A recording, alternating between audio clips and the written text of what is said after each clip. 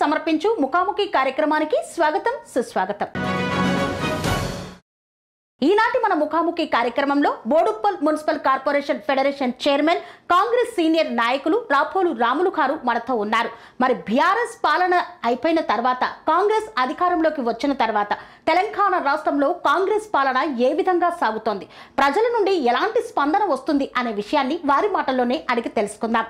Sir నమస్కారం. Sir, స్థానిక సంస్థల ఎన్నికలు వచ్చేస్తున్నాయి. సెప్టెంబర్ 30 లోపు ఖచ్చితంగా ఎన్నికలు నిర్వహించాల్సిందే అని తీర్పు కూడా వచ్చింది.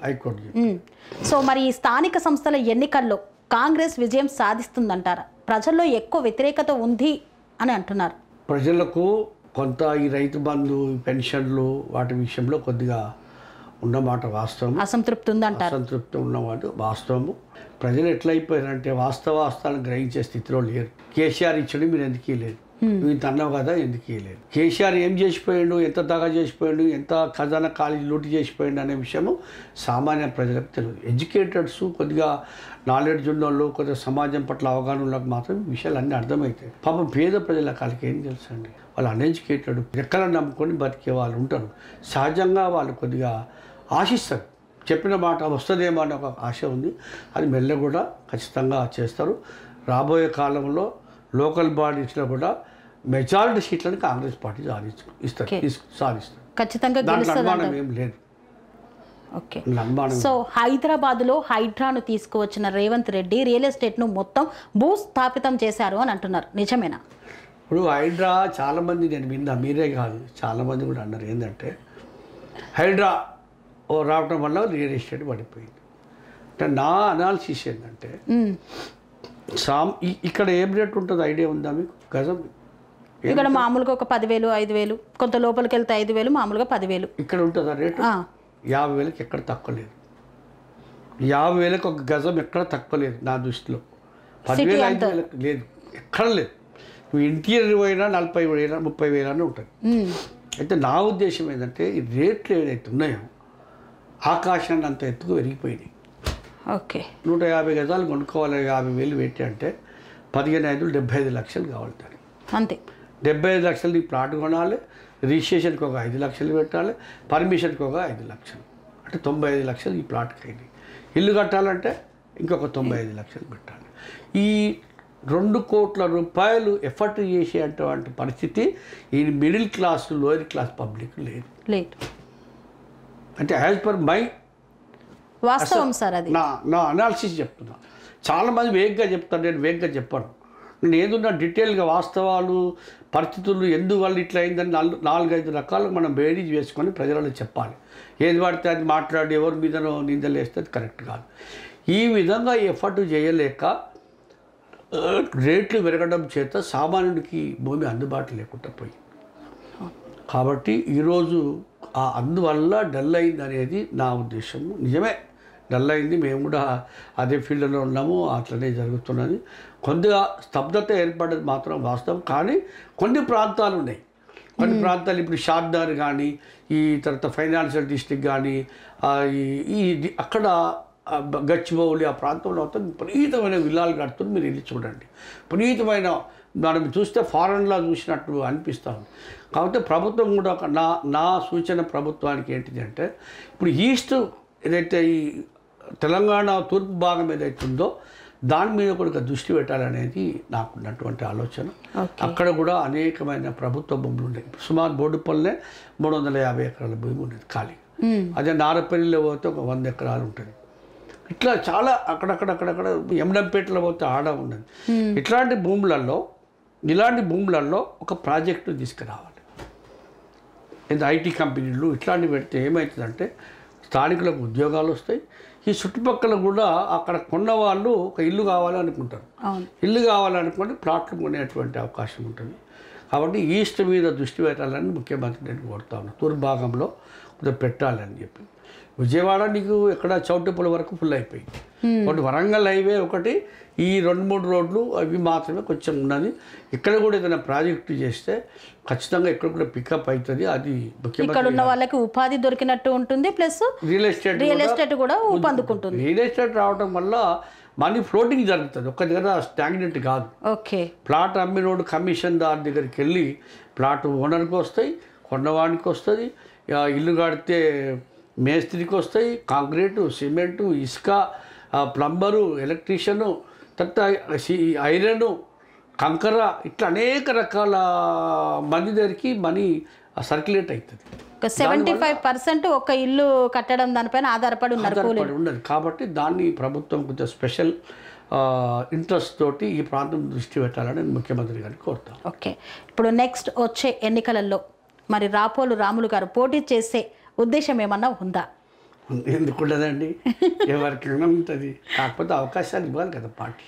ఓకే, పార్టీ ఇవ్వాలి. పార్టీ ఇస్తే పార్టీ ఖచ్చితంగా ఏ రకమైనటువంటి నన్ను వాడుకున్నా, ఏ రకమైన సేవ చేయటానికైనా నేను ముందటుంటా. మొదటి నుంచి కూడా నాకు ఈ అధికారం ఉన్నా లేకపోయినా నేను ప్రజల మధ్యలో ఉంటాను. మీరు సుదీర్ఘ రాజకీయ జీవితంలో ఎక్కువగా ప్రజలకు అందుబాటులో ఉండి ప్రజల మధ్య ఉన్నవారు, అంటే హోదా అనే దాన్ని పక్కన పెడితే ప్రజల్లో మిళితమై ఉన్నటువంటి నాయకులు కదా, మరి అక్కడ డబ్బు అంశం ఏమన్నా చూస్తారంటారా? ఉంటుంది, అట్లా అయిపోయింది వ్యవస్థ ఉంటుంది. కానీ నాకు అంత అవసరం పడదేమో అని నా ఉద్దేశం. ఓకే, నాకు అవకాశం ఇస్తే సరే, మనము అందరితో అంత కాంపిటీషన్ లేకుండా మనం కొద్దిగా మినిమం చేయగలుగుతాం, చేసుకోగలుగుతాం. సొంతగా డిపెండింగ్ నా ఓన్ మీదనే, నేను ఎవరి మీద డిపెండ్ కాను. ఖచ్చితంగా ఉంటుంది. కానీ ప్రజలు ఏంటంటే నాకు తండోపుతండాలుగా నాకు జిల్లాలనే పెద్ద బాస్. నేను ఒక కాల్ ఇస్తే ఒక్క బోడుప్పలకి 2000 మంది వస్తారు. అట్లాంటి నేను రేపు మీటింగ్ పెడతాను, మిమ్మల్ని కూడా ఇన్వైట్ చేస్తా. పొంగులేటి శ్రీనివాసరెడ్డి, తర్వాత శ్రీధర్ బాబు వీళ్ళని పిలిచి ఒక మాది అసోసియేషన్ దశాబ్ది ఉత్సవాలు జరుపుతున్నాం. మీరు రండి, ఆ రోజు మీరు చూస్తారు. ఒకటే దగ్గర నేను కాల్ ఇస్తే 2000 మంది వస్తారు. ఇంత అభిమానం ఎలా వచ్చిందంటారు? అంటే నా సర్వీస్ ఉందమ్మా. సర్వీస్ బాండెడ్ లేబర్ ఇష్యూ తీసుకున్నాం. పెట్టి చాకిరీ నిర్మూలన చట్టం 1986, తర్వాత bonded labour issue, minimum wages అమలు పరచాలి, కనీస వేతనాల చట్టం అమలు చేయాలని చెప్పి ఏదైతే లేబర్ ఉన్నారో లేబర్ ప్రభుత్వం ఒక రేట్ ఇస్తే ఇక్కడ వాళ్ళు ఇవ్వలేదు. ఇవ్వకపోతే ప్రభుత్వం మీరు ఎందుకు పాటించారని కలెక్టర్లను, ఎంఆర్ఓలను దగ్గర పోరాటాలు చేసి వాళ్ళ వేతనాలు వచ్చేటట్టు అవన్నీ చేసినాం. తర్వాత ఎక్కడ పేదవాళ్ళ మీద దాడి జరిగినా నేను అక్కడ ఉన్నా, చట్ట ప్రకారం వాళ్ళ మీద శిక్షలు తీసుకోమని అడిగినా, పోరాటం చేసినా, ధర్నాలు చేసినా, గొడవలు చేసినా, పేద ప్రజలకు నిత్యం నేను అండగా ఉండేటువంటి నాది మనస్తత్వం. రాజకీయం కంటే, పవర్ కంటే ప్రజల దగ్గర ఉండడమే నాకు చాలా తృప్తి ఇచ్చేటువంటి అంశం. ప్రజలకు ఏ సమస్య వచ్చినా నేను అండగా ఉంటాను. ఇప్పటికీ మీరు ఎప్పుడైనా సర్ప్రైజ్ విజిట్ చేయండి మా ఇంటికి, ఎవరి దగ్గర ఉండాలి లేకుండా అది దగ్గర కనీసం 50 మందికి తగ్గకుండా ఉంటారు. మార్నింగ్ మళ్ళీ ఈవినింగ్ ఉంటారు ఒక 50%. అంటే వాళ్ళకు ఆశతోటి పాప అక్కడ పోతే మాకు పని అవుతుందని ఆశ వస్తుంది. నేను కూడా అంతే స్పోర్టివ్గా తీసుకొని, అంతే పాజిటివ్గా తీసుకొని వాళ్ళకి వీలైనంత వరకు నాతో హెల్ప్ చేయడానికి ప్రయత్నం చేస్తాం. ఇంకోటి నా దగ్గరికి వచ్చే వాళ్ళు అంతా పేదలు, కనీసం బస్సు కిరాయిలు లేకుండా కూడా వస్తారు ఊళ్ళ నుంచి. వాళ్ళకి బస్సు కిరాయిలు కూడా నేను ఇచ్చి పంపాలి. దాపిచ్చి తిన్నవా లేదా అని టిఫిన్ చేయమనిచ్చి, ఇట్లా నాకు ఒక సంతృప్తినిచ్చినటువంటి అంశం అది. నాకు సంతృప్తినిచ్చే అంశము ఏముంటుందమ్మా, మనము బతికేది కొంతకాలమే, ఉన్నాను ఎన్ని రోజులు బతికినామని కాదు, బతికినంతకాలం ప్రజలకు ఏం చేయగలిగినాం అనేది నేను ఆలోచిస్తూ ఉంటాను. ఓకే, మీకు మోటివేషన్ ఎవరు సార్? మీరు ఎవరిని మార్గదర్శకంగా తీసుకున్నారు? పూలే, అంబేద్కర్, సాహు మహారాజ్, పెరియార్ రామస్వామి నాయకర్, ఇట్లాంటి వాళ్ళు ఆదర్శాలు పుస్తకాలు నేను చదివిన. When I was 10th class I attended the Ambedkar meeting at tank bund. అట్లాంటి పోయి వాళ్ళ ప్రసంగాలు విని, పెద్దల ప్రసంగాలు బుక్స్ తెచ్చుకొని చదివి నేను ఇప్పుడు నిరంతరం నా దగ్గర ఒక 1000-1500 పుస్తకాలు ఉంటాయి. అనేక రకాల పుస్తకాలు ఉంటాయి. ప్రస్తుత రాజకీయాల పరిస్థితి, ఇప్పుడు కాంగ్రెస్ పార్టీలు ఉన్నాయి కాబట్టి కాంగ్రెస్ పుట్టుపూర్వోత్తరం నుంచి ఎందుకు ఏర్పడ్డది, ఎప్పుడు ఏర్పడ్డది, ఏంది అనేది అప్పటి నుంచి కూడా నేను చదువుతూ ఉంటా. ప్రతి అంశాన్ని కూడా నేను ఆకలింపు చేసుకొని నేను దానికి అనుగుణంగా ఆ మహనీయుల బాటలో ఇలా మేము ఇట్లా తెల్లగా బతికి ఉన్నామంటే ఆ మహనీయులే కారణం. ఈ తెల్లబడి ఇలా ఉన్నామంటే నా సొంతది కాదు. ఇది నేను చదువుకోవటానికి ఒక మహానుభావుడు అవకాశం ఇచ్చిండు. నాకు అనేక రకాలుగా సహాయపడి, నేను పొలిటికల్గా పదవులు పొందడానికి కూడా వాళ్ళు ఇచ్చినటువంటి రిజర్వేషన్, అట్లా ఇవన్నీ కూడా నేను ఉపయోగించుకున్నాను. కాబట్టి నేను ఉపయోగించుకొని నేనుగా ఉండడం నాకు ఇష్టం లేదు. నేను ఎదిగిన తర్వాత నా పక్క వారిని కూడా సహాయపడాలి. నేను 20-30 మందిని ఇలా అమెరికా పంపించిన ఒక పైసలు లేకుండా. ప్రభుత్వం నుంచి 25 లక్షలు వస్తాయి ఎస్సీబీసీలకు. ఎందుకు మనం ఇంట్లో నుంచి ఇస్తలేము, కొద్దిగా మనం ప్రయత్నం చేసి వాళ్ళకు ఇస్తే 25 మంది ఉన్నారు ఫారెన్లలో. అమెరికా కానీ, లండన్ కానీ, కెనడా కానీ, ఆస్ట్రేలియా కానీ, న్యూజిలాండ్ కానీ. అంటే ప్రభుత్వం నుండి అందేటువంటి సాయాన్ని మీరు దగ్గరుండి వాళ్ళకి ఇప్పించి వాళ్ళని పంపించగలరు. ఎస్, అంటే ముందే వెళ్ళిపోతారు వాళ్ళు. వెళ్ళిపోవాలంటే బ్యాంకులో ఇంట్లో నా షూరిటీలు పెట్టి, చాలా మంది మా ఇంట్లో డాక్యుమెంట్లు పెట్టి నేను లోన్లు ఇప్పించి పంపించిన తర్వాత అక్కడ వచ్చిన తర్వాత మళ్ళీ రికవర్ చేసుకున్నాను. ఓకే, అట్లా చాలా మంది మీరు ఇంటర్వ్యూలు అలా అడిగితే వాళ్ళు కూడా చెప్తారు మీకు. సార్ మరి ఉన్న ఆస్తి తాకట్టు పెట్టి మరీ అమెరికాకు పంపించినటువంటిది అంటే ఒకవేళ ఆ డబ్బు రిటర్న్ రాలేదనుకోండి ఏంటి పరిస్థితి? ఏందమ్మా నా పిల్లలు అనుకుంటా ఏముంటుంది, నా పిల్లల కోసం పెడతాలుగా కట్టలేకపోయారు, పోతుంది ఏముంటుంది. నేను పెద్ద కోటీశ్వరుడి ఇంట్లో ఉంటలే కదా, భూలోని ఇంట్లో ఉంటినా. ఇలా నేను ఒక స్థాయిలో ఇంత కొంత భూమిలో కొంత ఇంట్లో 4-5 అట్లా ఏదో నాకు కొంచెం ఉంది. ఆ ఉన్నది నేను పేద ప్రజలకు చేస్తున్నాను. నాకు ఒక అబ్బాయి ఉండే, అబ్బాయి ప్రస్తుతము ఈజ్ నో మోర్. ఆయన ఉంటే ఆయనకే వస్తుండే కదా. నాకు 3 అమ్మాయిలు ఉన్నారు, ఫారెన్లో సెటిల్ అయ్యారు. నాకేముంది, ఉంటే ఉంటుంది, దీని మీద వాళ్ళు ఏం డిపెండ్ లేరు. మిగిలింది ప్రజల కోసం, వాళ్ళకి ఇయ్యంగా మిగిలింది నా పిల్లలకు వర్తిస్తుంది. ముందు ప్రజలే అంటారు. నాకు ప్రయారిటీ పిల్లలే, ప్రజలే. ఇంకెందుకు మన కరోనా వచ్చినప్పుడు మా అమ్మాయిలు, ఒక అమ్మాయి 2 lakhs, ఒక అమ్మాయి 2 lakhs, ఒక అమ్మాయి 2 lakhs, 3 పంపిరు నాకు. నేను ఒక 2-3 lakhs నేను పెట్టుకొని మొత్తం 16 లక్షల రూపాయలతోటి పేద ప్రజలు, అప్పుడు లాక్డౌన్ పని లేదు, పని లేకపోతే వాళ్ళకు ఎట్లా రోజు పూట గడవదు. ఇంటింటికి వెళ్ళి కరోనా కాలంలో నేను ఒక్కరోజు కూడా ఇంట్లో లేను. ప్రజల దగ్గరికి వెళ్ళి వాళ్ళకి కావాల్సిన ఒక రైస్ మిల్లే గుర్తుకు తీసుకున్నాం మేము. తీసుకుని మా టీం మెంబర్స్ అందరూ కూడా వచ్చి వాళ్ళకు కావలసిన ఫుడ్ గ్రెయిన్స్, బియ్యము, ఉప్పులు, పప్పులు, కూరగాయలు ఏమేమి ఉంటే అన్ని ప్యాక్ చేసి 5-5 కిలోల బియ్యం తీసుకొని పోయి ఒక వెహికల్లో పట్టుకొని పోయి ఒక కాలనీ పోయి అందరికీ ఆడ పంచడం. అందువల్ల నాకు కరోనా కూడా ఎఫెక్ట్ కాలేదు. మామూలుగా కరోనా అంటే అందరు భయపడి లోపల ఉండిపోయారు కదా, సేవా కార్యక్రమాల కన్నా కానీ ప్రాణానికి ఎక్కువ విలువ ఇచ్చినారు. ఎక్కువ ఒక్కరోజు నేను అంటున్నది, ఒక్క రోజు కూడా నేను ఇంట్లో లేను. చాలామంది జాగ్రత్తగా అంటే కూడా నేను ప్రికాషన్స్, మాస్కులు అవన్నీ ఎట్లా పెట్టుకుంటాం అనుకోండి, పెట్టుకొని పోయి ప్రజల వీడియోలు కూడా నా దగ్గర ఉండే, మీకు కావాలంటే నేను పంపుతాను. ఓకే, అంటే సేవ చేయడమే లక్ష్యంగా రాజకీయాల్లోకి వచ్చారు. మెయిన్ విద్య ప్రాధాన్యత వహిస్తుంది అని మీరు అన్నారు మీ మాటల్లో. సో ఇప్పుడు ప్రస్తుతము కార్పొరేట్ విద్యా వ్యవస్థను ప్రభుత్వ విద్యా వ్యవస్థ తట్టుకోగలుగుతుందా? పేదలు ఎక్కువగా ప్రభుత్వ పాఠశాలలకే వెళ్తూ ఉన్నారు, అక్కడ అసలు ఎట్లాంటి మౌలిక సదుపాయాలు ఉన్నాయంటారు? కొద్దిగా మీరు అన్న దాంట్లో వాస్తవం ఉందమ్మా. ప్రభుత్వ బడులు అంటే మ్యాండేట్, ప్రభుత్వము ఒక నిబంధన తీసుకురావాలి. ప్రతి మినిస్టర్ పిల్లలు కానీ, ఎమ్మెల్యే పిల్లలు కానీ, ప్రతి ఒక్కళ్ళ పిల్లలు కూడా ప్రభుత్వ బడులలో చేర్పించడానికి ఎమ్మెల్యే టికెట్ ఇస్తాం, ఎంపీ టికెట్ ఇస్తాం నిబంధన పెట్టాలి. అది చేర్పిస్తేనే ఆ బడులు బాగుపడతాయి. తర్వాత నా ఉద్దేశంలో ఈ పథకాలు పెట్టి ప్రజలకు సోమరిపోతులుగా తయారు చేసే విధంగా కంటే విద్య, వైద్యం, ఉద్యోగ కల్పన 3 హామీలు ఇస్తే చాలు. రైతులకు ఒకటి మనం చేయాలి ఏంటంటే, రైతు దేశానికి వెన్నెముక, ప్రజలకు తిండి పెడుతుంది కాబట్టి ఆ రైతుకు ఫ్రీగా రైతు బంధువులు అట్లాంటివి కూడా వాళ్ళు అడగరు. నాణ్యమైన విత్తనాలు, గిట్టుబాటు ధర, ఎరువులు ఇవి ఇచ్చి మంచి గిట్టుబాటు ధర ఇస్తే రైతు విల్ బీ హ్యాపీ, సంతోషంగా ఉంటాడు. నాకు రైతు బంధు ఇయ్యి, నాకు అది ఎవ్వరు అడగలేదు. అది కేసీఆర్ స్వలాభం కోసం, ఓట్ల కోసం అదేదో చేసాడు, కానీ వాళ్ళు ఏనాడు అడగలేదు. వాళ్ళు పండిన పంటకు గిట్టుబాటు ధర, వాళ్ళ కష్టానికి ఫలితం ఇవి. తర్వాత మంచి ఎరువులు, డూప్లికేట్ విత్తనాలు తొలగించేసి. కాబట్టి ఇట్లాంటివి చేస్తే బాగుంటుంది. విద్యారంగానికి అయితే నిన్న ఆయన ఆకుడు మురళి అని ఇప్పుడు విద్యా కమిటీ దాని చైర్మన్ కదా, ఆయన నిన్న ప్రపోజల్ పెట్టిండు. 15 బడ్జెట్లో 15% విద్య కేటాయించారని. అది వాస్తవం. ఓకే, అది వాస్తవం. విద్య ఉంటేనే ఈ దేశంలో పేదరికం పోతుంది, విద్య ఉంటేనే అసమానతలు పోతాయి. విద్యా రంగాన్ని విపరీతంగా ప్రోత్సహించాల్సినటువంటి బాధ్యత ప్రభుత్వాల మీద ఉందని నేను భావిస్తున్నాను. తర్వాత వైద్యం కూడా ప్రైవేట్ పాఠశాలలు 99% తీసిపడేయాలి. పర్మిషన్స్ ఇవ్వకుండా ఉండాలి. ఏదో 25% ఇచ్చి 75% should be given to the government schools.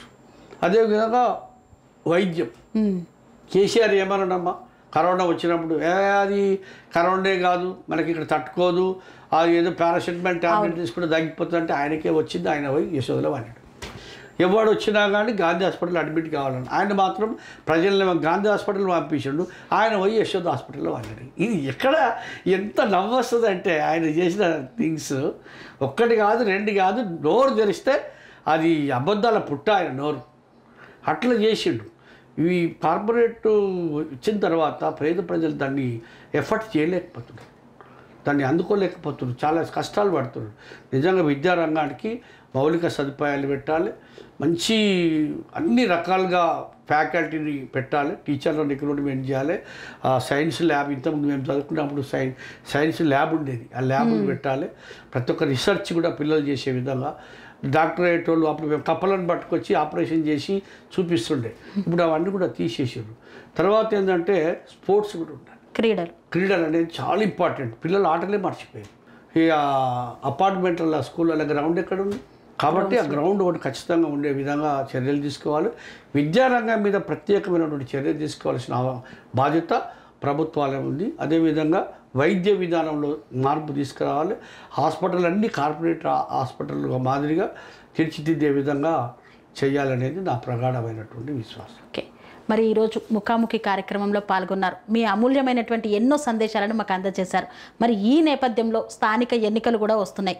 Revanth Reddy పాలన పైన మీరు ప్రజలకు ఏం చెప్పదలిచారు? తెలంగాణ ప్రజలు చాలా తెలివిమంతులు, చాలా విద్యావంతులు, చాలా ఉద్యమాల గడ్డలో విప్లవంగా ఆలోచించే మనస్తత్వం తెలంగాణ ప్రజలు, తిరుగుబాటు చేసే తత్వం కూడా తెలంగాణ ప్రజలు. కాబట్టి మీరందరూ కూడా ఈ సంవత్సరాల కాలంలో రేవంత్ రెడ్డి గారు చేసినటువంటి కార్యక్రమాలు, ముఖ్యంగా ఉద్యోగాలు కానీ, తర్వాత ప్రజలకు ఒక నియంత్ర పాలన నుంచి విముక్తి కలిగించి ప్రజాపాలన తీసుకురావటం కానీ, మంత్రులు కానీ ముఖ్యమంత్రి కానీ ప్రజల్ని కలుసుకొని వాళ్ళ సమస్యలు వినడం కానీ, తర్వాత ఏదైతే నిరుద్యోగులకు ఉద్యోగాలు 55,000 ఉద్యోగాలు కల్పించడం కానీ, అదేవిధంగా టెక్నికల్ యూనివర్సిటీ పెట్టి అక్కడ విద్యార్థులకు వృత్తి విద్యా కోర్సులను ప్రవేశపెట్టి వాళ్ళ కాదు మీద వాళ్ళు నిలబడే విధంగా చేస్తున్నందుకు కానీ, మరి మనం అందరం కూడా మీరు ఆలోచించేయండి. మీరు ఆలోచన చేసి ఏదో తాత్కాలికంగా ఎంగిలి మెతుకులకు ఆశపడకుండా ఒక బేసికల్గా ఒక కాంక్రీట్ పద్ధతిలో ఒక పటిష్టమైనటువంటి వ్యవస్థను రూపొందించడంలో కాంగ్రెస్ పార్టీ చేస్తున్న విధానాన్ని మీరు ఆశీర్వదించండి. ఖచ్చితంగా ఇంకా 3.5 సంవత్సరాలు ఉన్నది.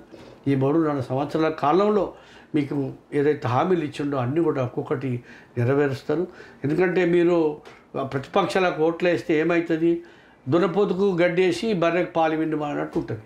మీరు ప్రతిపక్షాలకు ఓట్లు వేస్తే ప్రభుత్వం నష్టపోతుంది, ఇచ్చే పథకాలు కూడా కొద్దిగా ఇబ్బంది అయ్యే అవకాశం ఉంటుంది.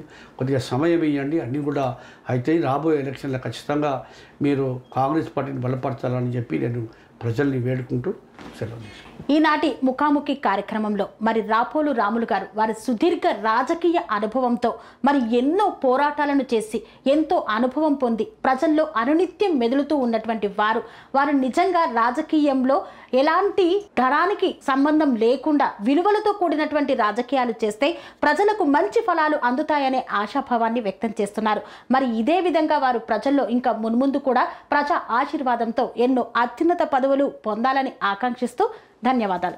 పనేసియా మెరిడియన్ హాస్పిటల్స్ ప్రతి సామాన్యుడికి అందుబాటులో అంతర్జాతీయ వైద్య ప్రమాణాలతో వైద్యం, 24 గంటల అంబులెన్స్ సర్వీసుతో పాటు అత్యవసర సేవలతో ఏర్పాటైన చికిత్సా విభాగం.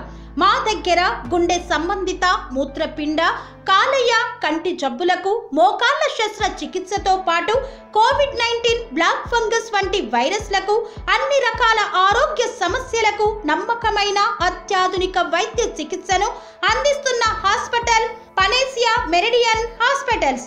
మీ ఆరోగ్య సమస్య ఏదైనా ఇప్పుడు పరిష్కారం సాధ్యం.